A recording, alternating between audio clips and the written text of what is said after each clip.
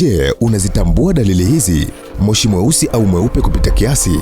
Gari au mashine yako haina nguvu kabisa kama zamani?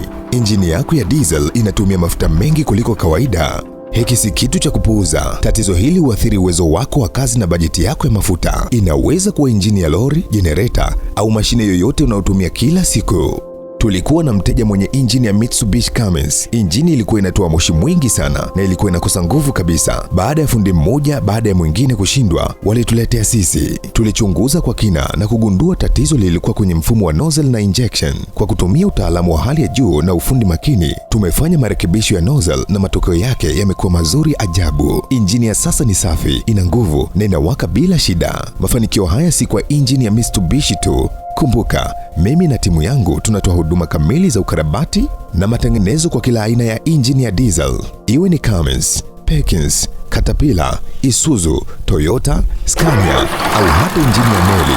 Tatizo lako la moshi, nguvu ndogo au utumiaji mwingi wa mafuta lina mwisho leo. Usisubiri injini yako iharibike kabisa, chukua hatua sasa. Waache wataalamu wa urekebishaji wa nozzle na injection wakurudishie nguvu halisi ya injini yako. Wasiliana nasi leo, tupigie kwa simu namba 0710666260, yani 0710666260. Tujaribu leo.